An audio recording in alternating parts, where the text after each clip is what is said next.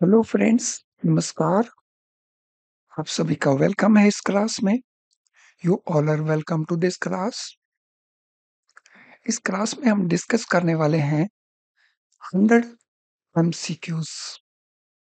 और ये एमसीक्यूज पिछले 2 सालों के पेपर्स में जो क्वेश्चंस पूछे गए हैं उनके ऊपर बेस्ड हैं। और ये वो एमसीक्यूज हैं जो बार बार पूछे जा रहे हैं। यानी इन 2 सालों में बहुत सारे क्वेश्चंस पूछे गए, उनमें से हमने उन क्वेश्चंस को चूज किया जो बार बार पूछे जा रहे हैं।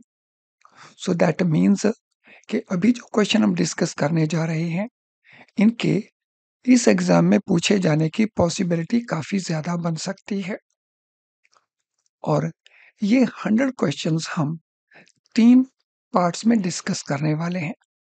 आज हमारे इस 100 क्वेश्चंस में से फर्स्ट पार्ट को हम डिस्कस करेंगे।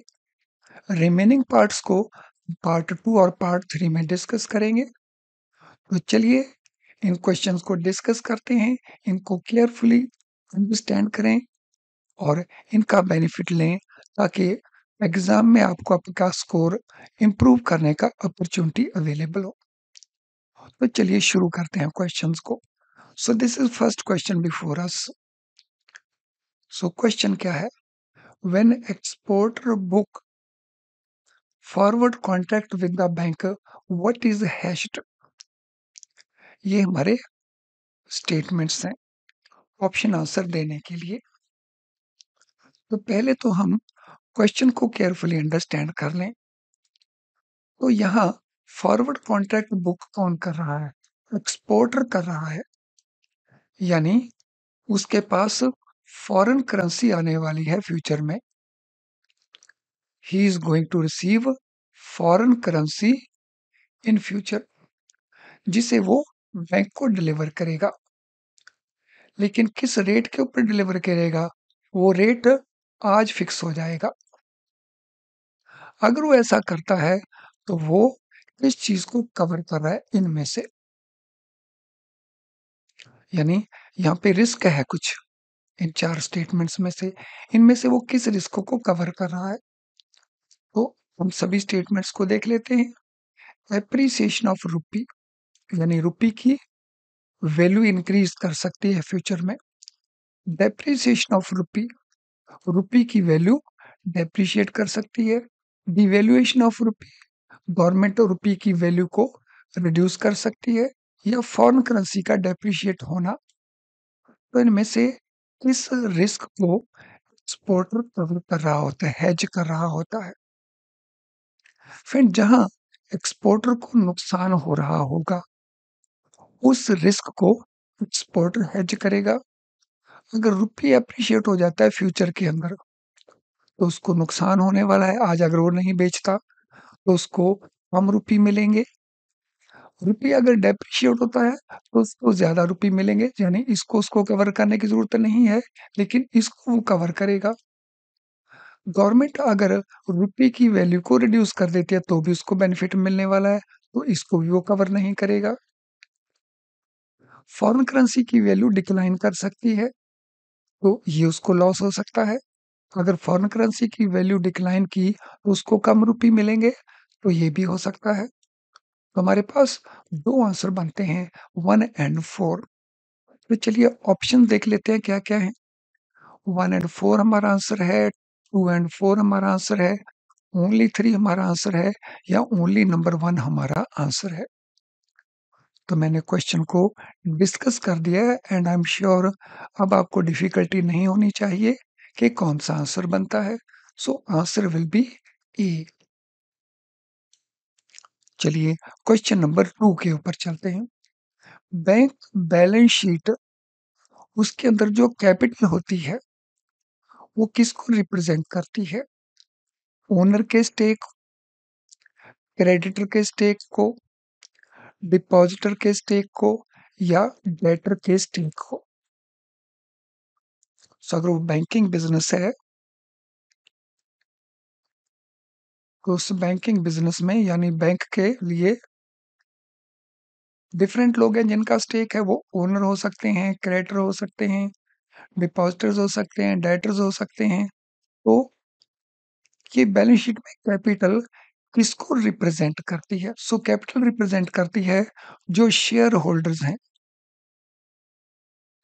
उन्होंने जो पैसा डाला है एज शेयर कैपिटल, यानी ओनर के स्टेक को ये रिप्रेजेंट करती है। ऑप्शन ए हमारा करेक्ट आंसर बना। I hope it is clear. चलिए क्वेश्चन नंबर 3 के ऊपर चलते हैं। Derivative instrument futures are traded. So there are different type of derivative instruments जिनमें फ्यूचर्स भी एक इंस्ट्रूमेंट होता है। पहले हम इसके ऑप्शंस को देखते हैं। फ्रीली इन ओटीसी मार्केट, तो जो फ्यूचर्स है वो फ्रीली ओटीसी मार्केट में काम करता है, ट्रेड होता है। ये कवर करता है क्रेडिट रिस्क काउंटर पार्टी का। ये स्टैंडर्डाइज फॉर्म में होता है एक्सचेंज के ऊपर। ये असेंशियल है प्री सेटलमेंट रिस्क को कवर करने के लिए। हमने बताना है इनमें से कौन सा फीचर करेक्ट फीचर है। So which feature is correct out of this futures के। सो फ्यूचर्स क्या है? फ्यूचर्स वो इंस्ट्रूमेंट हैं जो फ्यूचर में जाके मैच्योर होंगे, तो इनकी पेमेंट फ्यूचर में की जाएगी और उसके लिए रेट आज फिक्स हो जाएगा। इसमें जो क्वांटिटी है वो एक स्टैंडर्ड फॉर्म में होगी। सो इसकी क्वांटिटी ये नहीं होगा कि 10 यूनिट्स हों या 100 यूनिट्स हों। अगर 1000 यूनिट्स फिक्स किए गए तो 1000 यूनिट ही होगा, यानी वो एक स्टैंडर्डाइज फॉर्मेट की क्वांटिटी होगी। तो अगर हम इस पार्ट को सामने रखते हैं तो हमारा ऑप्शन सी करेक्ट बनता है, क्योंकि फ्यूचर्स ओटीसी मार्केट में काम नहीं करते। ये काउंटर पार्टी का क्रेडिट रिस्क कवर नहीं करते, सेटलमेंट रिस्क को कवर करते हैं। ये प्री सेटलमेंट रिस्क को कवर नहीं करते, सेटलमेंट रिस्क को कवर करते हैं। इसलिए हमारा ऑप्शन आंसर बन जाएगा C. Question number 4। Ultimate objective of asset liability management process वो क्या है? टू जनरेट एडुकेट और stable earning and steadily build organization equity over a time period while taking what type of reasonable and measured risk. So ALM process का objective क्या है? Objective है adequate stable earning और steadily build करना organisation को, ये उसका objective है। और इस पर्पस के लिए डिफरेंट टाइप का रिस्क लिया जाता है। हमने यहाँ पे बताना है कौन सा वो रिस्क है जो रीजनेबली और एक मेजर क्वांटिटी में लिया जा सकता है। तो देख लेते हैं कौन कौन से रिस्क हैं। क्रेडिट रिस्क है, बिजनेस रिस्क है, ऑपरेशनल रिस्क है या इंटरेस्ट रेट रिस्क है। तो देखिए किस रिस्क को लिया जाता है। यस, जो मैनेजमेंट है इनमें से कौन सा रिस्क लेती है इन ऑब्जेक्टिव्स को अचीव करने के लिए। So that is the question. So इसको ध्यान से रीड करें, रिकॉल करें आपने क्या सीखा है, क्योंकि अभी तक आपका जो प्रेपरेशन है अच्छा हो चुका होगा। It should not be very difficult for you to answer now.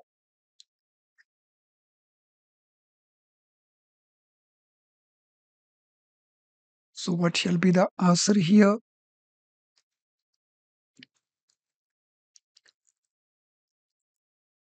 Friend, इसमें क्रेडिट रिस्क नहीं, वो एक ऑल टुगेदर डिफरेंट रिस्क है, वो इन सभी चीजों को कवर नहीं करता।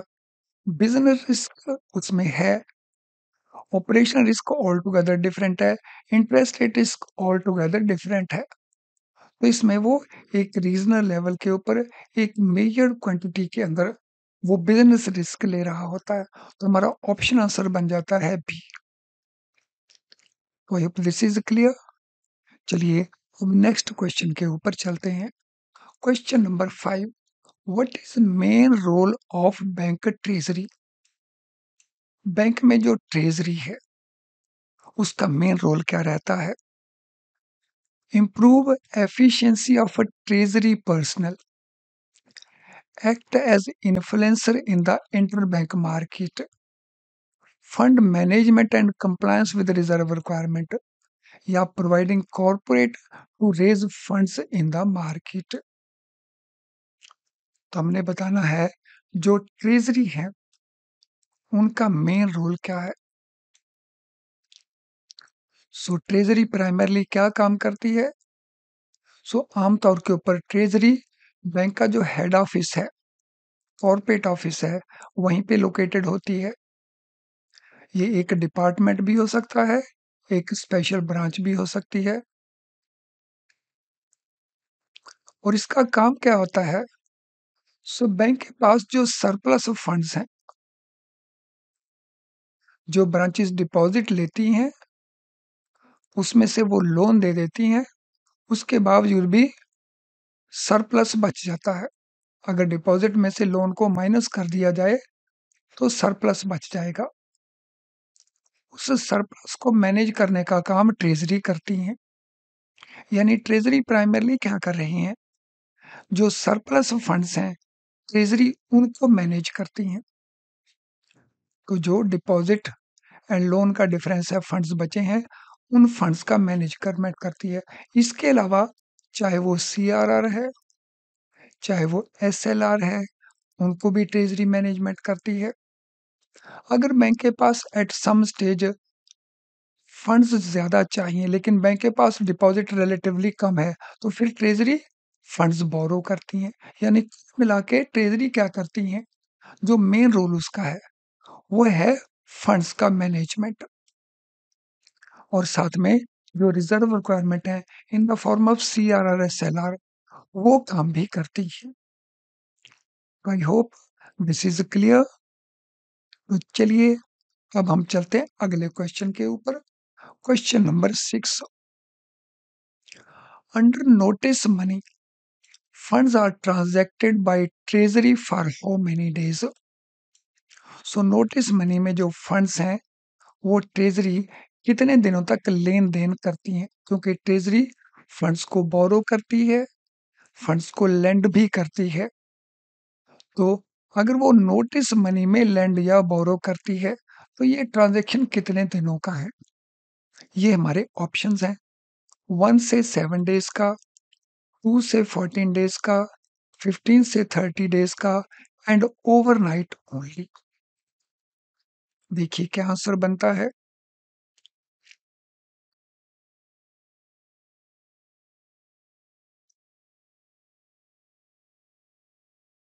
सो ट्रेजरी ये फंड जो ट्रांजैक्ट करती है उसकी 3 डिफरेंट कैटेगरीज हैं।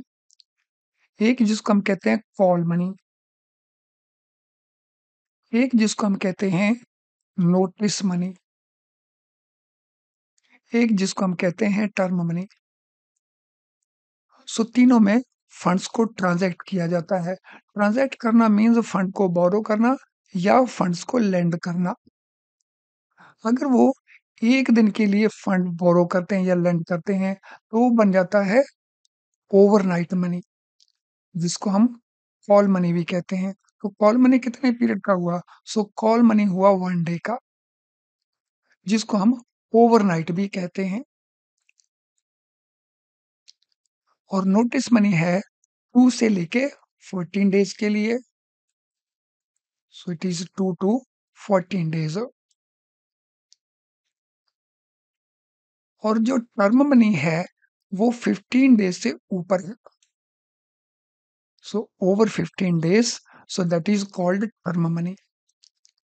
तो इस तरह से ये फंड्स मैनेज किए जाते हैं। तो यहाँ पे हमारा आंसर क्या बन जाएगा? Our answer will be B. तो बी इसमें हमारा आंसर बन जाएगा।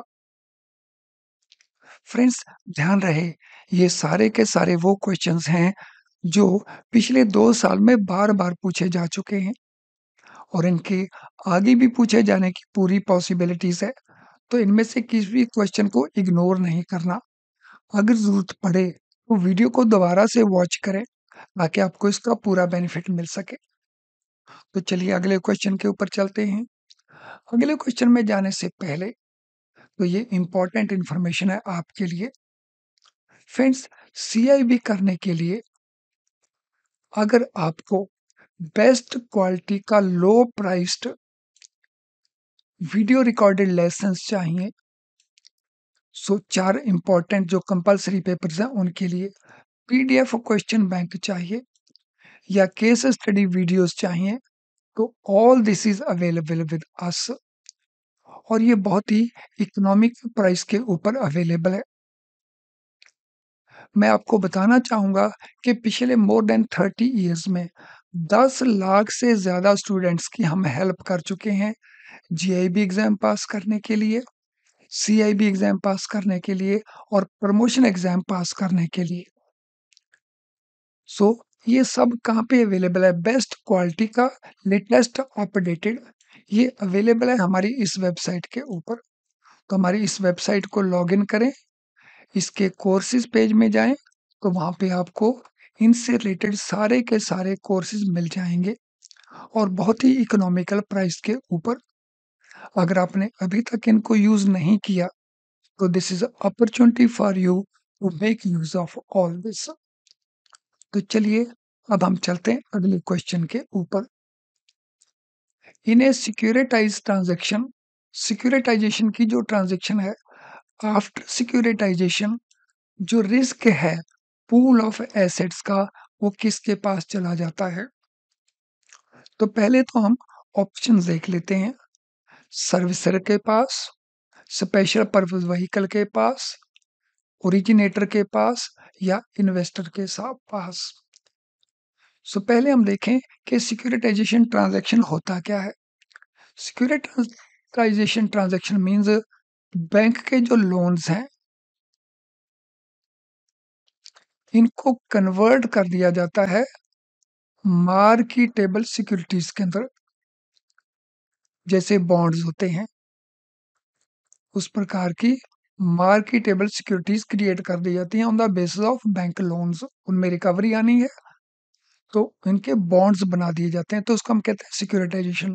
और ये काम कौन करता है? बैंक से लोन परचेज कर लेता है एक स्पेशल पर्पस व्हीकल और फिर वो इनके क्रिएट कर देता है ये मार्केटेबल सिक्योरिटीज यानी बॉन्ड्स में कन्वर्ट कर देता है लोन्स को और फिर इनको वो बेच देता है। किनको बेच देता है? इन्वेस्टर्स को। तो ये प्रोसेस है सिक्योरिटाइजेशन का। इस प्रोसेस में सिक्योरिटाइजेशन के बाद यानी ये बॉन्ड्स क्रिएट करने के बाद जो रिस्क है उन एसेट्स का, उन लोन्स का जो बैंक ने दिए थे, तो उन लोन की रिकवरी का रिस्क किसके पास चला जाता है? सर्विसर के पास चला जाता है या स्पेशल पर्पस व्हीकल के पास चला जाता है या ओरिजिनेटर, ओरिजिनेटर होता है बैंक जिसने लोन दिए थे, इन्वेस्टर्स जिन्होंने ये बॉन्ड्स, ये सिक्योरिटीज परचेज की। तो ये रिस्क किसके पास चला जाएगा? तो किसको बियर करना पड़ेगा ये risk? So that is the question. तो क्या आंसर बनेगा सोचिए।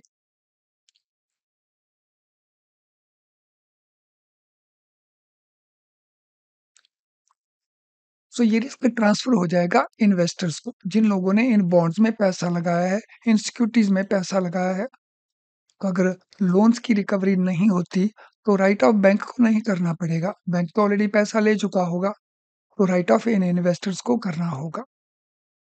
Question number 8, capital conservation buffer is a capital buffer designed to avoid breach of what? जो कैपिटल कंजर्वेशन बफर है बेसल 3 के मुताबिक उसके अंदर कैपिटल रिजर्व क्रिएट करना होता है। उस कैपिटल बफर का, उस कैपिटल रिजर्व का जो डिजाइन है वो कौन सी चीज का उल्लंघन ना हो, ब्रीच ना हो, वो हमने बतानी है। तो देखें क्या क्या ऑप्शंस हैं। सफिशिएंट कैपिटल रिक्वायर्ड ब्रीच नहीं होनी चाहिए, एडिक्वेट कैपिटल रिक्वायर्ड है वो ब्रीच नहीं होनी चाहिए, इकोनॉमिक कैपिटल रिक्वायर्ड है वो ब्रीच नहीं होनी चाहिए या मिनिमम कैपिटल रिक्वायर्ड है वो ब्रीच नहीं होनी चाहिए। यानी कौन सी चीज में सफिशिएंटली बनी रहनी चाहिए, तो हमने वो बताना है। तो ये 4 हमारी ऑप्शंस हैं। सो देखिए इसमें कौन सा हमारा आंसर बनता है। क्वेश्चन नंबर 8 में what shall be the answer? फिर हमारा आंसर बनेगा, ये जो कैपिटल बफर है किस पर्पस के लिए क्रिएट किया जाता है? ताकि बैंक के पास एनफ इकोनॉमिक कैपिटल बनी रहे, यानी हमारा आंसर बनेगा सी। इकोनॉमिक कैपिटल क्या होता है इसको भी देख लेते हैं। Economic capital in a bank refers to amount of financial resources a bank needs to absorb potential losses because of risk and uncertainty in its operations। तो बैंक जब ऑपरेट कर रहे हैं तो उनको कई प्रकार के रिस्क हैं, कई प्रकार की अनसर्टेनिटीज हैं, जिसके चलते उनको पॉसिबली लॉस हो सकता है। इस लॉस को एब्जॉर्ब करने के लिए उनको जो कैपिटल चाहिए उसको हम कहते हैं इकोनॉमिक कैपिटल। तो कैपिटल कंजर्वेशन बफर जो क्रिएट किया जाता है वो इकोनॉमिक कैपिटल को इंश्योर करने के लिए किया जाता है। So I hope this is very clear to you. चलिए अगले क्वेश्चन के ऊपर चलते हैं। Question number 9, which one of the following is not a source of risk in treasury operations? सो जितनी भी ट्रेजरी ऑपरेशंस हैं, सो ट्रेजरी में बैंक क्या करते हैं? ट्रेजरी में फंड्स को बोरो किया जाता है, फंड्स को लेंड किया जाता है, इन्वेस्टमेंट्स किए जाते हैं, फॉरेन करेंसी परचेज की जाती है। इनमें कई प्रकार के रिस्क हो सकते हैं। हमने बताना है कौन सा वो स्टेटमेंट है जिसमें रिस्क नहीं है। Higher leverage in treasury operations, independence of front and mid and back offices, big ticket size of transactions, या risk in market interest rate. तो हमने बताना है इनमें रिस्क का सोर्स कौन सा नहीं है। सो देखें इनमें रिस्क का सोर्स कौन सा नहीं है, which is not a source of risk. High leverage in treasury operation, तो ये तो रिस्क है, क्योंकि ट्रेजरी क्या करता है, थोड़ी सी कैपिटल के साथ लार्ज ट्रांजैक्शन करता है, यानी हाई लीवरेज है, यानी अपने थोड़े से पैसे के साथ बहुत लार्ज ऑपरेशंस कर लेना, तो ये तो रिस्क रहता है। तो ये तो सोर्स रिस्क का है। Independence of front mid and back office, ये 3 ऑफिसेज रहते हैं ट्रेजरी के अंदर, 3 विंग रहते हैं ट्रेजरी के अंदर, ये आपस में एक दूसरे से इंडिपेंडेंट होने चाहिए। ये तो पहले से इंडिपेंडेंट है, इसमें कोई रिस्क नहीं है। Big ticket size of the transaction, so treasury की जो ट्रांजैक्शन है हमारे डिपॉजिट की तरह नहीं होती कि 1 लाख का डिपॉजिट है, 50 लाख का डिपॉजिट है, वहां करोड़ों रुपए के ट्रांजैक्शन होते हैं, सिंगल ट्रांजैक्शन। तो ये भी रिस्क है। Risk in market interest rate, market में जो इंटरेस्ट रेट है वो कम होते रहते हैं, ज्यादा होते रहते हैं। तो अगर बैंक ने बॉन्ड्स परचेज किए हैं तो उनकी वैल्यू ऊपर नीचे होती रहेगी, तो इस रिस्क को भी कवर किया जाता है। तो अगर हम उस पॉइंट ऑफ व्यू से देखें, हमने बताना है कौन सी इसमें ट्रांजैक्शन सोर्स ऑफ रिस्क नहीं है। तो ऑप्शन बी, ये रिस्क का सोर्स नहीं है, बाकी तीनों ट्रांजैक्शन रिस्क का सोर्स हैं। तो चलिए अब हम चलते हैं अगले क्वेश्चन के ऊपर। Important assets of a bank are listed below, bank के जितने भी इंपॉर्टेंट एसेट्स हैं उनकी नीचे लिस्ट बनाई गई है। तो देख लें क्या लिस्ट है हमारे पास। यहाँ पे 5 तरह के एसेट्स दिए हुए हैं। Cash in hand and bank balance with reserve bank, balance with banks and money at call and short notice, advances, then fixed asset, then other asset. 5 तरह के एसेट हमें बता रखे हैं। हमने बताना है सीरियल नंबर 3 के ऊपर कौन सा एसेट होता है। तो यहाँ पे 3 नंबर को छोड़ा हुआ है, तो हमने बताना है सीरियल नंबर 3 के ऊपर कौन सा एसेट आता है। Yes, which asset appears at serial number 3। ये बैंक बैलेंस शीट में इसी सीरियल में है। सबसे पहले कैश इन हैंड, फिर बैलेंस विद बैंक्स, फिर वो थर्ड वाला, फिर एडवांसेस, फिर फिक्स्ड एसेट्स, फिर अदर एसेट। इसी ऑर्डर में अपीयर होते हैं हमारे एसेट बैंक बैलेंस शीट के अंदर। फ्रेंड, ये है हमारा इन्वेस्टमेंट का पोर्टफोलियो। सो हमारा आंसर है investments.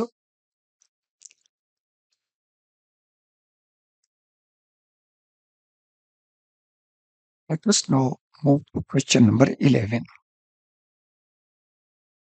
Which exports or shipments out of India are exempted from export declaration form? जितने भी एक्सपोर्टर्स हैं, जब भी वो एक्सपोर्ट करते हैं, जिनको शिपमेंट्स करना भी बोलते हैं, तो उनको एक डेक्लेरेशन फॉर्म देना होता है, जिसको हम कहते हैं एक्सपोर्ट डेक्लेरेशन फॉर्म। सो कौन-कौन से वो एक्सपोर्ट्स हैं, जिसमें ये फॉर्म देने की ज़रूरत रहती है? व्हिच एक्सपोर्ट्स और shipments out of India are exempt, देने की ज़रूरत नहीं रहती। सो यहाँ पे हम बात कर रहे हैं एग्ज़ैम्पशन की। सो किन-किन केसेज़ में ये ज़रूरत नहीं होती? ऑप्शन देख लेते हैं। गवर्नमेंट एक्सपोर्ट्स के लिए ये ज़रूरत नहीं होती। गवर्नमेंट टू गवर्नमेंट एक्सपोर्ट्स के लिए ज़रूरत नहीं होती। पर्सनल इफेक्ट्स ऑफ ट्रैवलर्स की ज़रूरत नहीं होती। नन ऑफ दीज़, यानी इनमें से किसी के लिए भी ज़रूरत नहीं होती। फ्रेंड्स, एक्सपोर्ट करते समय जैसा मैंने पहले बताया, जो एक्सपोर्ट डिक्लेरेशन फॉर्म देते हैं, लेते हैं, वो गवर्नमेंट एक्सपोर्ट्स के लिए करना पड़ता है। गवर्नमेंट टू गवर्नमेंट एक्सपोर्ट्स के लिए भी करना पड़ता है। लेकिन अगर कोई पर्सन आउटसाइड द कंट्री कोई सामान लेके जा रहा है, जिसको हम कहते हैं पर्सनल इफेक्ट्स, तो उसके लिए इस फॉर्म की ज़रूरत नहीं पड़ती। सो इस केस में our answer will be C. So C is our answer. अब चलते हैं क्वेश्चन नंबर 12 के ऊपर। प्री पेमेंट ऑफ लोन और premature closure of deposit. So अगर कोई कस्टमर प्री पेमेंट करता है लोन की, या कोई कस्टमर डिपॉजिट को बिफोर मैच्योरिटी एंड कैश कर लेता है, इससे बैंक को किस प्रकार का रिस्क रहता है? तो ये हमारे ऑप्शन आंसर्स हैं। Liquidity risk, interest rate risk, embedded option risk, या क्रेडिट रिस्क। तो चलिए इवेल्युएट करें, क्या लगता है आपको कौन सा आंसर बनेगा इस केस में? So what will be answer in this particular case? Check करिए, इवेल्युएट करिए। जो आपने प्रिपरेशन अच्छी कर रखी है, ये उसको टेस्ट करने का एक बहुत आपके पास बढ़िया एवेन्यू है। तो करिए अपने प्रिपरेशन को चेक। सो जब प्री पेमेंट ऑफ लोन है, तो प्री पेमेंट ऑफ लोन एक ऑप्शन है। इसी तरह से ही डिपॉजिट को बिफोर मैच्योरिटी क्लोज कर लेना, ये भी एक ऑप्शन है। और ये ऑप्शन उसको एग्रीमेंट में ही दिया गया है, जिसको कहते हैं एग्रीमेंट में एम्बेड कर देना। तो उस पॉइंट ऑफ व्यू से हमारा आंसर क्या बन जाएगा?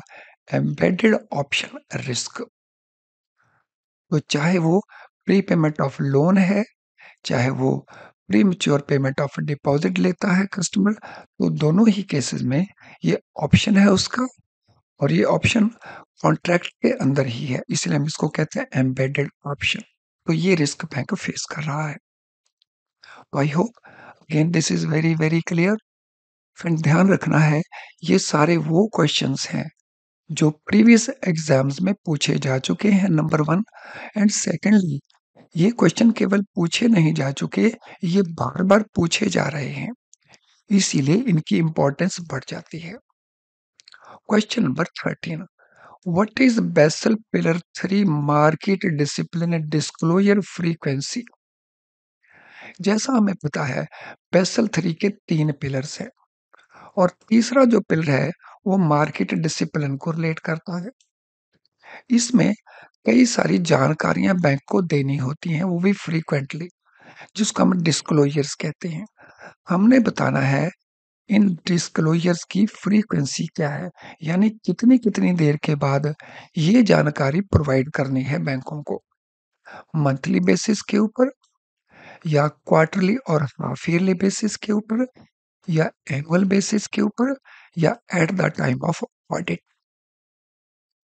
चलिए, करिए टेस्ट अपनी जानकारी को, जो भी आपकी प्रिपरेशन है उसको टेस्ट करिए। चाहे तो आप वीडियो को पॉज कर सकते हैं और फिर इसको दोबारा शुरू कर सकते हैं।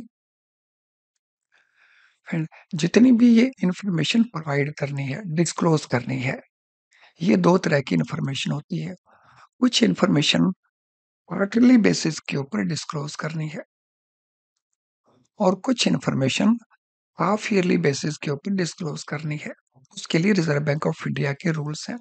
उसकी लाइट में हमारा आंसर बन जाएगा बी। चलिए नेक्स्ट क्वेश्चन के ऊपर चलते हैं। What is main risk in trading book? Trading book में मेन रिस्क क्या होता है? ट्रेडिंग बुक क्या होती है? बेसल थ्री में जब हम रिस्क को क्लासीफाई करते हैं तो उसके लिए हम टोटल बिजनेस को 3 पार्ट्स में सेग्रीगेट कर लेते हैं। एक बैंकिंग बुक के नाम से, सो एक रिस्क है बैंकिंग बुक के नाम से, एक है ट्रेडिंग बुक के नाम से, और तीसरा है ऑफ बैलेंस शीट। तो पहले हम देखते हैं हमारे ऑप्शंस क्या हैं, फिर उसके हिसाब से हम आंसर प्रोवाइड करेंगे। ऑपरेशनल रिस्क होता है इसको, सेकंड मार्केट रिस्क होता है इसको, तीसरा लिक्विडिटी रिस्क होता है, चौथा क्रेडिट रिस्क होता है। हमने बताना है मेन रिस्क कौन सा है। सो ट्रेडिंग बुक को ये सारे ही रिस्क फेस करने पड़ते हैं, लेकिन मेजर रिस्क इसमें कौन सा होता है? सो ट्रेडिंग बुक क्या है? ट्रेडिंग बुक का मतलब होता है बिफोर मैच्योरिटी। अगर हम किसी एसेट को सेल करते हैं तो उसके ऊपर हमें कोई फायदा नुकसान हो सकता है। जैसे गवर्नमेंट सिक्योरिटीज है, तो गवर्नमेंट सिक्योरिटीज अगर हम बिफोर मैच्योरिटी सेल कर देते हैं तो उस समय फायदा भी हो सकता है, नुकसान भी हो सकता है, according to market interest rates. तो ये ट्रेडिंग बुक का पार्ट है। और बैंक बुक में हमारा क्या आता है? बैंक बुक में जैसे हमारे लोन्स हैं, जैसे हमारे डिपॉजिट्स हैं, तो ये बैंक बुक में आते हैं। तो जो हमारी इन्वेस्टमेंट्स हैं बॉन्ड्स में, सिक्योरिटीज में, वो इसमें आती है। और बैलेंस शीट में हमारे जैसे letter of credit, bank guarantee हैं, वो आते हैं। तो हमने यहाँ पे ट्रेडिंग बुक का मेन रिस्क क्या होता है? तो ट्रेडिंग में मेन रिस्क होता है मार्केट रिस्क। यानी हम जब सिक्योरिटी को सेल करते हैं उससे हमें गेन भी हो सकता है, उससे हमें लॉस भी हो सकता है। अगर लॉस होने की पॉसिबिलिटी हो तो उसको हम कहते हैं मार्केट रिस्क। तो हमारा ऑप्शन आंसर क्या बन गया? B. So it is market risk. अब हम चलते हैं क्वेश्चन नंबर 14 के ऊपर। What is number of principles SREP, supervisory review and evaluation process? तो जो supervisory review and evaluation process है, ये बेसल 3 का जो पिलर 2 है उसको रिलेट करता है। सुपरवाइजर यहाँ पे हमारा मीनिंग होगा कंट्री का जो बैंकों का सुपरवाइजर है, that is reserve bank of India. तो पहले तो हम इसकी ऑप्शंस को देख लेते हैं। सो 3 प्रिंसिपल्स होते हैं, या 5 प्रिंसिपल्स होते हैं, या 6 प्रिंसिपल्स होते हैं, या 4 प्रिंसिपल्स होते हैं? SREP के 4 प्रिंसिपल्स होते हैं, जिनमें बैंकों को एडिक्वेट कैपिटल मेंटेन करने का एक प्रिंसिपल होता है, और दूसरा प्रिंसिपल होता है कि आरबीआई चेक करेगा बैंकों को टाइम टाइम के ऊपर कि वो मेंटेन कर रहे हैं या नहीं। तीसरे, आरबीआई एक्सपेक्ट करेगा बैंकों से कि वो मिनिमम कैपिटल से ऊपर ऑपरेट करें। और चौथे अगर बैंक मिनिमम से ऑपरेट नहीं कर तो फिर reserve bank of India action initiate करेगा। तो ये 4 बेसिक प्रिंसिपल्स हैं सुपरवाइजरी रिव्यू के। तो इसके पॉइंट ऑफ व्यू से हमारा आंसर बन गया है डी। चलिए अब हम चलते हैं क्वेश्चन नंबर 16 के ऊपर। सो क्वेश्चन हमारा है buyback of commercial paper may not be made before. अगर कोई कंपनी कमर्शियल पेपर इशू करती है और वो मैच्योरिटी से पहले उसको वापस परचेज करना चाहती है, तो उसकी जो बायबैक ऑफर है यानी परचेज करने का उसका जो डिसीजन है वो कितने पीरियड से पहले नहीं किया जा सकता। 7 days from date of issue, 15 days from date of issue, 30 days from date of issue या ऑन मैच्योरिटी ओनली, यानी बायबैक पॉसिबल ही नहीं है। तो सोचिए कौन सा आंसर बनता है। So try to understand. So करें इसको इवेल्युएट।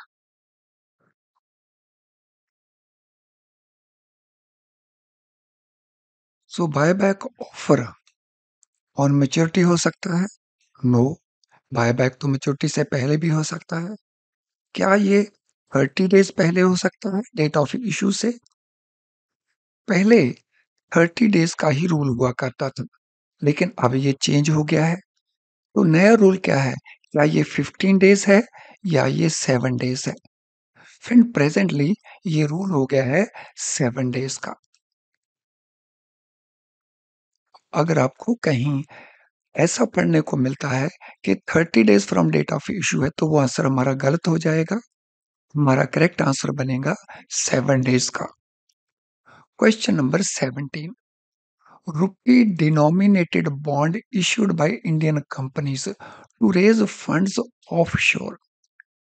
अगर कोई इंडियन कंपनी कंट्री के बाहर बॉन्ड इशू करती है और वो भी रुपी बॉन्ड्स, फॉरेन करेंसी के भी हो सकते हैं बॉन्ड्स, रुपी के बॉन्ड्स भी हो सकते हैं, फंड्स रेज करने के लिए, तो उन बॉन्ड्स को क्या कहा जाएगा? एक्सटर्नल कमर्शियल बोरिंग कहा जाएगा, यूरो बॉन्ड्स कहा जाएगा, मसाला बॉन्ड्स कहा जाएगा या समुराय बॉन्ड्स कहा जाएगा? सो इनको हम किस तरह के बॉन्ड्स कहेंगे? So this is the question, question number 17। तो देखिए क्या आंसर बनता है क्वेश्चन नंबर 17 के लिए। फ्रेंड्स, अगर वो फॉरेन करेंसी बॉन्ड्स होते हैं तो उनको हम एफसीसी भी कहते हैं, फॉरेन करेंसी कन्वर्टिबल बॉन्ड्स। लेकिन यहाँ पे हमारा क्वेश्चन है इंडियन रुपी बॉन्ड्स, तो उस केस में जो बॉन्ड इशू किए जाते हैं उनको हम कहते हैं मसाला बॉन्ड्स। सो जब भी ये वर्ड हमारे सामने आता है तो समझ लें कि ये इंडियन करेंसी की बात हो रही है, तो वो भी बॉन्ड्स के बारे में, और वो भी outside the company. Company India के अंदर ये बॉन्ड इशू नहीं करती, आउटसाइड इंडिया इन बॉन्ड्स को इशू करती है। Question number 18। Funding long term assets bye short term liabilities. So long term assets क्या है? जैसे बैंकों के द्वारा टर्म लोन दे देना। शॉर्ट टर्म लायबिलिटी क्या है? जैसे सेविंग बैंक का अमाउंट पैसा या करंट अकाउंट में पड़े हुए बैलेंस को यूज करना ये लोन देने के लिए। इससे किस प्रकार का रिस्क राइज होगा? तो चलिए पहले ऑप्शंस को देखते हैं। इससे मार्केट रिस्क राइज होगा, क्रेडिट रिस्क राइज होगा, स्ट्रेटेजिक रिस्क राइज होगा या लिक्विडिटी रिस्क राइज होगा। तो करिए डिसाइड। अभी आपने अच्छी प्रेपरेशन कर रखी है अगर, तो बहुत आसान है आपके लिए इसका आंसर देना। लेकिन याद रहे ये वो सारे क्वेश्चंस हैं जो बार-बार पूछे जाते हैं, बार-बार पूछे जा रहे हैं, क्योंकि ये प्रीवियस एग्जाम्स में आ चुके क्वेश्चंस हैं। तो देखिए हमारा आंसर क्या बनता है। सो हमारा आंसर यहाँ पे है, इसको हम कहते हैं लिक्विडिटी रिस्क राइज होना। क्योंकि टर्म लोन ने लॉन्ग टर्म बेसिस के ऊपर कंटिन्यू करना है। डिपॉजिट हमें शॉर्टली वापस पे करने पड़ेंगे, कस्टमर विड्रॉ कर सकता है, तो लिक्विडिटी प्रॉब्लम इश्यू हो सकती है। इसलिए जो हमारा आंसर है वो है D, D for Delhi. Question number 19 में जाने से पहले important message for you friend, YouTube के ऊपर हम फ्री डेली क्लास कंडक्ट करते हैं for CIB also, for JIB also, for promotion exam also. तो प्रमोशन की क्लास हम कब करते हैं? जब प्रमोशन के एग्जाम बैंकों के ज्यादातर करते हैं, लेकिन CIB की क्लास, JIB की क्लास डेली बेसिस के ऊपर हम कंडक्ट करते हैं। तो ऑलरेडी उसी चैनल के ऊपर जिसको जिसको इस समय आप यूज कर रहे हैं ये वीडियो वॉच करने के लिए, तो हमारे चैनल को लॉग इन कर ले। तो वहां पे आपको ये फ्री डेली क्लासेस मिलेंगी, अपडेटेड लेटेस्ट हम कंडक्ट करते हैं इन क्लासेस को, कॉन्सेप्ट को भी डिस्कस करते हैं और साथ में क्वेश्चंस को भी डिस्कस करते हैं। तो इनका पूरा बेनिफिट उठाएं। अगर आपने अभी तक इनका बेनिफिट नहीं लिया है, एक तो चैनल को सब्सक्राइब जरूर कर लें, वो भी बेल आइकन के साथ, और साथ में बेल आइकन जब आप दबाएंगे तो आपको लगातार नोटिफिकेशंस मिलेंगी। और सेशन अगर आपको अभी तक यूजफुल लग रहा है तो लाइक इसको जरूर कर दें, और दूसरे स्टूडेंट्स के पास इसका बेनिफिट मिले तो उसके लिए इसको आप शेयर भी कर लें लिंक को दूसरे स्टूडेंट्स के साथ। तो चलिए हम अगले क्वेश्चन के ऊपर चलते हैं। Question number 19, minimum leverage ratio required to be maintained by banks other than DSIB. So DSIB क्या होता है? Full form domestic systematically important banks, यानी ये बैंक डोमेस्टिक बैंक्स हैं, लेकिन ये पूरे सिस्टम के लिए इंपॉर्टेंट है। रिजर्व बैंक ऑफ इंडिया इनको सिस्टम के लिए इंपॉर्टेंट मानता है। ये बहुत लार्ज बिजनेस वाले बैंक्स हैं, जैसे SBI। सो इनकी बात ना करके अदर देन नॉर्मल बैंकों को लीवरेज रेशियो कितना कम से कम मेंटेन करना होगा। सो लीवरेज रेशियो क्या है? जो भी हमारा कैश आउटगो है एक महीने के अंदर, और जो हमारे पास at any point of time cash available रहता है, सो ये cash basically high quality liquid asset की फॉर्म में अवेलेबल होता है। हमने बताना है मिनिमम लीवरेज रेशियो कितनी होनी चाहिए जो बैंकों को मेंटेन करनी है। सॉरी, ये क्वेश्चन, ये वाले पार्ट को हम यहाँ पे नहीं करेंगे। सो लीवरेज रेशियो का ये मीनिंग नहीं होता। लीवरेज रेशियो का मतलब होता है कि बैंक अपने फंड्स के बेसिस के ऊपर कितने एसेट्स क्रिएट कर सकते हैं, यानी जितने भी एसेट हम क्रिएट करते हैं, लोन्स देते हैं, इन्वेस्टमेंट करते हैं, उनमें हमारा कितना पैसा लगना चाहिए कम से कम, हमारे जो अपने फंड्स हैं। तो इसको रिलेट करती है लीवरेज रेशियो। तो ये हमारे ऑप्शंस हैं।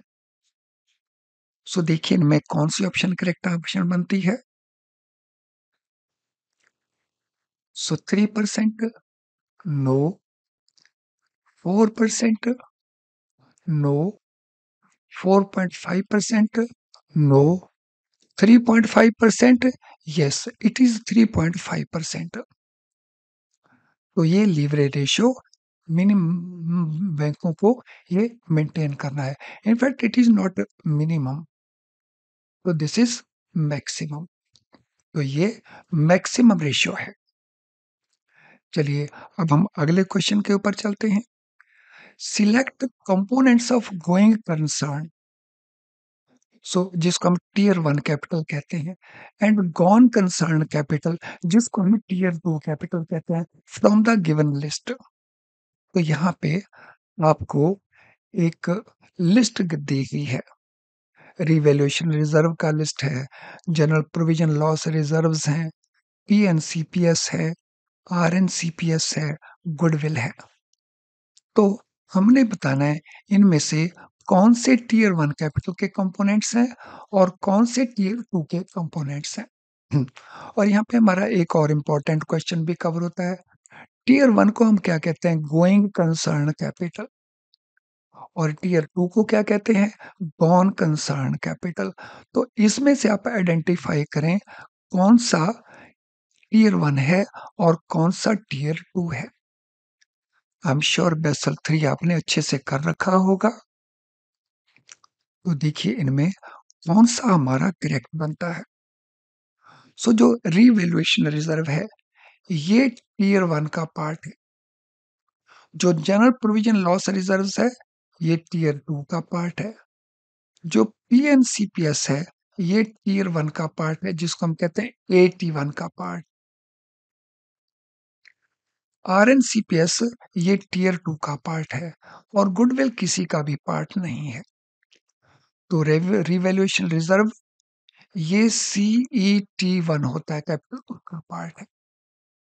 तो इसके पॉइंट ऑफ व्यू से जो हमारा आंसर बनेगा वो ये बन गया। सो नंबर 1 टियर 1 का पार्ट, नंबर 2 टियर 2 का पार्ट, नंबर 3 टियर 1 का पार्ट, नंबर 4 टियर 2 का part and number 5 none of these. अगर हमारा प्रेपरेशन अच्छा है तो क्वेश्चन कोई डिफिकल्ट नहीं होता। क्वेश्चन लंबे हो सकते हैं, आप उनको आसानी से हैंडल भी कर सकेंगे, लेकिन थोड़ा आपका प्रेपरेशन अच्छा होना चाहिए। That's all which is required. तो चलिए अब हम चलते हैं अगले क्वेश्चन के ऊपर। What is importance of ratio of prime assets to total assets? So liquidity point of view से आरबी की जो लिक्विडिटी रिलेटेड रूल्स हैं, उनमें लिक्विडिटी से रिलेटेड कुछ रेशियोज हैं। उनमें एक ratio prime asset to total asset ratio भी होती है। प्राइम एसेट क्या होते हैं? जो हाईली लिक्विड एसेट्स हैं उनको हम कहते हैं प्राइम एसेट्स, जैसे कैश है, बैलेंस विद बैंक्स है। तो ये प्राइम एसेट्स हैं। अगर ये रेशियो, इसका इंपॉर्टेंस क्या हमने ये बताना है। सो ये हमारे ऑप्शंस हैं। ये प्रॉफिटेबिलिटी को इंडिकेट करती है। ये अगर हायर रेशियो है तो बेटर है। अगर इन्वेस्टमेंट रिटर्न्स हैं उसको ये रिफ्लेक्ट करती है। ये मेजर करती है बैलेंस शीट को, उसमें लीवरेज कितनी है। तो हमने बताना है इसकी इंपॉर्टेंस क्या है। सो देखिए इस रेशियो की इंपॉर्टेंस क्या है।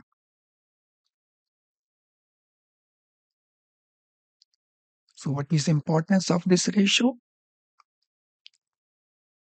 ये रेशियो इंपॉर्टेंस है फॉर दिस वेरी रीजन कि अगर ये रेशियो हायर होगी टोटल एसेट्स में, तो फिर ये रेशियो बेटर मानी जाएगी।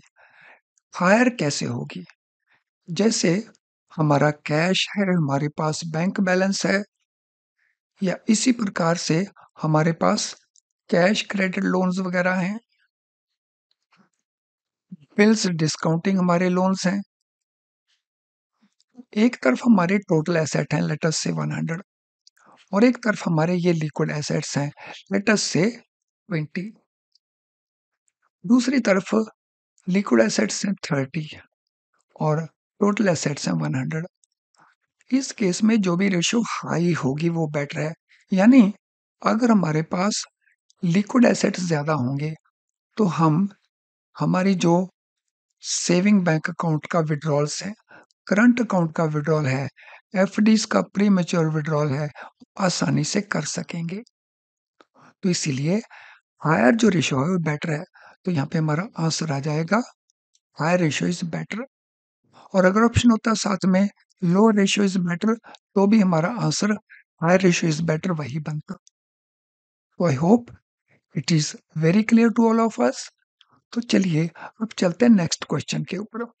What is main purpose of maintaining mirror account?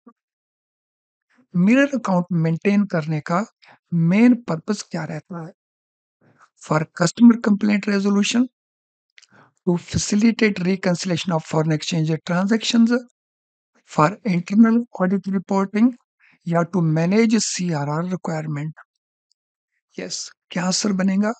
देखिए क्या आंसर बनता है। ये वो सारे क्वेश्चंस हैं जो बार-बार पूछे जा रहे हैं, बार-बार पूछे जा चुके हैं। इनके पूछे जाने की पॉसिबिलिटी ऑलवेज़ बहुत ज़्यादा रहती है, तो बहुत केयरफुली आपने इनको करना है। ज़रूरत पड़े तो वीडियो को दोबारा से वॉच करें।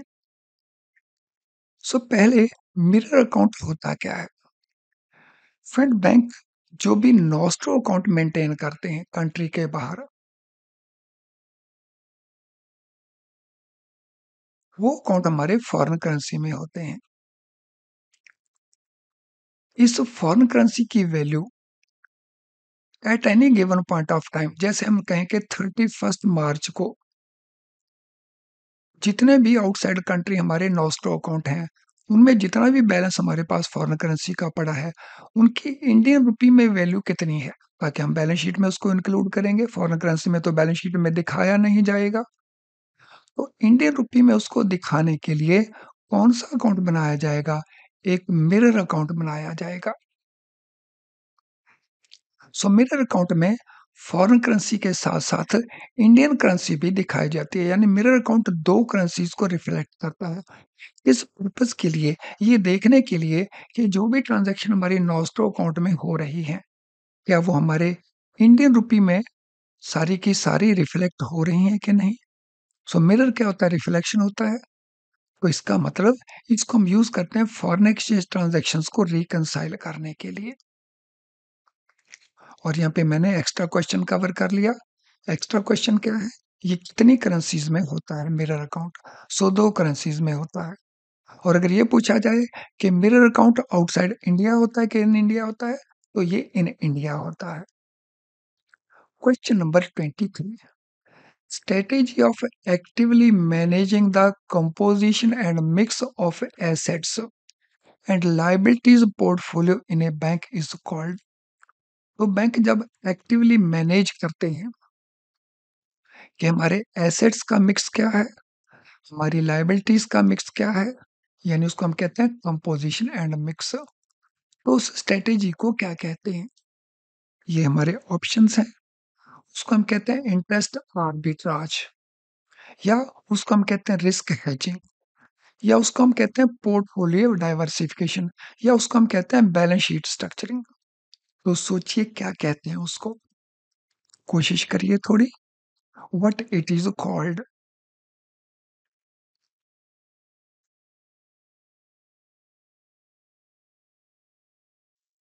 क्या कहा जाता है इस फ्रेंड? इस स्ट्रेटेजी को हम कहते हैं बैलेंस शीट को स्ट्रक्चर करना। यानी बैलेंस शीट में जो एसेट्स लायबिलिटी के कंपोनेंट्स हैं, उनमें शॉर्ट टर्म डिपॉजिट कितने रखने हैं, लॉन्ग टर्म डिपॉजिट्स कितने रखने हैं, शॉर्ट टर्म लोन कितने देने हैं, लॉन्ग टर्म लोन्स कितने देने हैं, तो इनको स्ट्रक्चर किया जाता है। तो इस स्ट्रेटेजी को हम कहते हैं बैलेंस शीट स्ट्रक्चरिंग। और पर्पस क्या होता है? लिक्विडिटी को प्रॉपर वे में मेंटेन करना, मैनेज करना। चलिए नेक्स्ट क्वेश्चन को देखते हैं। HQLA belonging to level 2B is subject to haircut of। तो HQLA इसका फुल फॉर्म है high quality liquid assets. High quality liquid assets RB guidelines के मुताबिक दो पार्ट्स में बांटे जाते हैं। एक होता है लेवल 1, एक होता है लेवल 2। लेवल 2 में दो पार्ट्स हैं फर्दर। एक होता है लेवल 2 का ए, एक होता है लेवल 2 का बी पार्ट। और यहाँ पे हमारे पास क्वेश्चन क्या पूछा गया है? तो जो भी हमारे हाई क्वालिटी लिक्विड एसेट्स हैं, उनके ऊपर हमें कितना डिस्काउंट प्रोवाइड करना होगा? हेयर कट क्या होता है? डिस्काउंट। तो ये हमारे ऑप्शन आंसर्स हैं। 25% करना होगा, या 15% करना होगा, या 40% करना होगा, या 50% करना होगा। किसके ऊपर? जो लेवल 2 बी के हैं। जब हम कंपेयर करते हैं लेवल 2 एंड लेवल 1 के, तो लेवल 1 में हाईली लिक्विड आ जाते हैं, बहुत ही ज़्यादा लिक्विड है, और लेवल 2 में थोड़े कम लिक्विड आते हैं। उसके अंदर भी जो लेवल ए है उसमें थोड़े ज़्यादा वाले होंगे और लेवल बी के अंदर थोड़े बिल्कुल कम वाले लिक्विड एसेट होंगे। तो इनके ऊपर हमें कितने डिस्काउंट लेकर के वैल्यू देनी होगी for the purpose of calculation of ratio. तो हमारा आंसर यहाँ पे बनेगा 50%। तो इसका 50% जो है वो हेयर कट लेवल बार बार पूछा जा चुका है क्वेश्चन, इंपॉर्टेंट है। चलिए अगले क्वेश्चन के ऊपर जाने से पहले ये इंपॉर्टेंट इंफॉर्मेशन आपके लिए है। फ्रेंड्स, हम आपको फैसिलिटी देते हैं CAIB एग्जामिनेशन के लिए free online real time practice करने की। तो हमारे मॉक टेस्ट है हमारी वेबसाइट के ऊपर। तो ये हमारी वेबसाइट है, वहाँ पे बहुत सारे मॉक टेस्ट हमने रखे हैं CIB के चारों पेपर्स के, and all this is free of cost. आपको इसके लिए कुछ नहीं पे करना और रियल टाइम बेसिस के ऊपर है, ऑनलाइन है।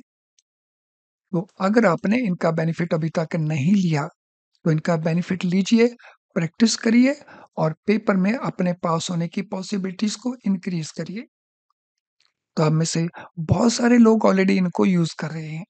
तो अगर आपने अभी तक इनको यूज नहीं किया तो हमारी इस वेबसाइट को लॉग इन कर ले और इनको यूज करें। वहां पे आपको बहुत सारे ये टेस्ट मिल जाएंगे। तो चलिए अगले क्वेश्चन के ऊपर चलते हैं। Who is beneficiary of letter of credit? Letter of credit में बेनिफिशियरी कौन होता है? सो लेटर ऑफ क्रेडिट में कई सारी पार्टीज होती हैं। कौन कौन सी पार्टीज होती हैं? जैसे बायर एक पार्टी होती है जिसको हम इंपोर्टर भी कहते हैं। सेलर दूसरी पार्टी होती है जो उसका हम एक्सपोर्टर कहते हैं। देन ओपनिंग बैंक हमारे पास होता है जिसको हम इशूइंग बैंक कहते हैं। इसी प्रकार से नेगोशिएटिंग बैंक होता है। हमने यहाँ पे बताना है लेटर ऑफ क्रेडिट में बेनिफिशियरी कौन होता है। इंपोर्टर होता है, एक्सपोर्टर या सेलर होता है, इशू करने वाला बैंक होता है या कन्फर्म करने वाला बैंक होता है। So what shall be answer to this question? क्या आंसर रहेगा इस क्वेश्चन का? Who will be beneficiary in a letter of credit? Letter of credit में बेनिफिशियरी कौन रहेगा? सो लेटर ऑफ क्रेडिट में जो बेनिफिशियरी होता है, जिसको इसका बेनिफिट मिलना होता है, वो होता है सेलर या exporter.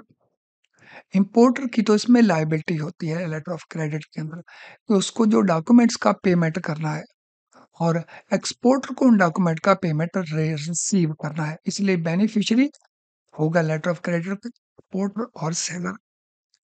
Question number 26, time risk is group in which main category of risk? Risk की डिफरेंट कैटेगरीज होती है, जैसे क्रेडिट रिस्क है, मार्केट रिस्क है, ऑपरेशनल रिस्क है, लिक्विडिटी रिस्क है, इंटरेस्ट रेट रिस्क है। तो ये मेन कैटेगरी होती हैं रिस्क की, और हर एक रिस्क की सब कैटेगरीज भी होती हैं। जैसे क्रेडिट रिस्क में 3-4 कैटेगरीज हैं, मार्केट रिस्क में कैटेगरीज हैं, ऑपरेशनल रिस्क में कैटेगरीज हैं, लिक्विडिटी रिस्क में कैटेगरीज हैं। हमने बताना है जो टाइम रिस्क है वो इनमें से किस कैटेगरी का पार्ट है। तो हमारे ऑप्शंस हैं क्रेडिट रिस्क का, ऑपरेशनल रिस्क का, लिक्विडिटी रिस्क का या मार्केट रिस्क का। तो किसका पार्ट है टाइम रिस्क? तो अगर हमने ये रिस्क वाले चैप्टर को अच्छे से पढ़ रखा है जहां से लगातार क्वेश्चन पूछे जाएंगे, ऑलवेज कोई ऐसा एग्जाम नहीं होगा CIB का जहां इस चैप्टर से, रिस्क टू बैंकिंग बिजनेस वाले चैप्टर से क्वेश्चन नहीं पूछे जाएंगे और कई क्वेश्चन पूछे जाएंगे। फ्रेंड, जो टाइम रिस्क है वो पार्ट है लिक्विडिटी रिस्क का। सो लिक्विडिटी रिस्क में 3 बेसिकली रिस्क होते हैं। एक होता है फंडिंग रिस्क, एक होता है टाइम रिस्क, एक होता है कॉल रिस्क। सो टाइम रिस्क क्या है? अगर हमारा अकाउंट NPA बन जाए तो हमें रिकवरी नहीं आएगी। हम जो पैसा एक्सपेक्ट कर रहे थे कि वो गिवन टाइम के ऊपर हमें वापस मिल जाएगा, वो नहीं आया। तो इसको हम कहते हैं टाइम रिस्क। तो टाइम रिस्क किसके साथ जुड़ा हुआ है? लोन के साथ। लोन का ऑन टाइम रीपेमेंट ना करना बोरोर के द्वारा। तो वो एनपीए तो बनाता है, साथ में ये लिक्विडिटी रिस्क भी क्रिएट करता है, और लिक्विडिटी रिस्क में ये रिस्क है टाइम रिस्क। तो आई होप ये आपको एकदम अच्छे से क्लियर हो गया होगा। चलिए अगले क्वेश्चन के ऊपर चलते हैं। Exporter is required to submit documents to authorized dealer along with the duplicate or exchange bill copy of EDF form within। कोई भी एक्सपोर्टर है, जब वो एक्सपोर्ट करता है, उसको कई सारे डॉक्यूमेंट सबमिट करने होते हैं। किसको? उस बैंक को जो उसको परचेज कर रहा है या जो उसको कलेक्ट कर रहा है, और उसमें ये सारे के सारे डॉक्यूमेंट भी साथ में देने होते हैं। क्वेश्चन यहाँ पे ये नहीं है कौन से डॉक्यूमेंट देने हैं, क्वेश्चन ये है कि वो डॉक्यूमेंट कितने पीरियड में देने हैं।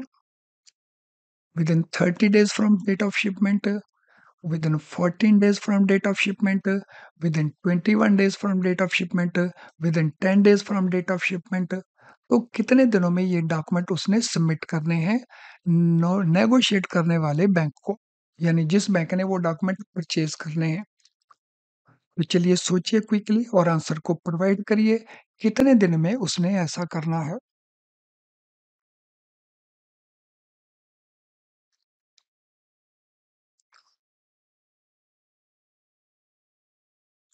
सो एक्सपोर्टर को ये डॉक्यूमेंट सबमिट करने हैं विद इन 21 डेज। अब से फ्रॉम डेट ऑफ शिपमेंट, जब से उसने गुड्स को शिप के ऊपर लोड करवाया है और उसको जो शिपिंग कंपनी ने बिल ऑफ लेडिंग दिया है। चलिए question number 28। In case of a bond other things remaining same, if coupon rate is higher, what will be impact? अगर 2 बॉन्ड हैं या 4 बॉन्ड हैं, उनमें बाकी चीजें तो सेम है, लेकिन एक में कूपन रेट ज्यादा है। लेट अस से कूपन होता है इंटरेस्ट रेट, एक में 8% है, दूसरे में 7% है, तीसरे में 6% है। तो इसके अंदर ये सिचुएशन होने के कारण इम्पैक्ट क्या रहेगा? सो ये हमारा क्वेश्चन है। तो ये हमारे ऑप्शन आंसर हैं। तो देखिए कौन सा हमारा ऑप्शन आंसर इसमें करेक्ट बनता है। Try to C. वॉलेटिलिटी ज्यादा होगी, इंटरेस्ट रेट सेंसिटिविटी ज्यादा होगी, वॉलेटिलिटी लो होगी, या ड्यूरेशन जो है वो लंबे समय का होगा। तो क्या इम्पैक्ट रहेगा? So that is what we have to examine. इसमें हमारा आंसर बन जाएगा कि जो उसकी सेंसिटिविटी है वो उसकी ज्यादा होगी। सो वॉलेटिलिटी के साथ उसका लेना देना नहीं है, ना ही ड्यूरेशन के साथ उसका लेना देना है। उसका लेना देना इंटरेस्ट रेट सेंसिटिविटी का। तो चलिए फ्रेंड्स, हम कंटिन्यू करेंगे इस डिस्कशन को, लेकिन जाने से पहले अगर अभी तक आपने लाइक बटन पुश नहीं किया है तो लाइक बटन जरूर पुश कर दें।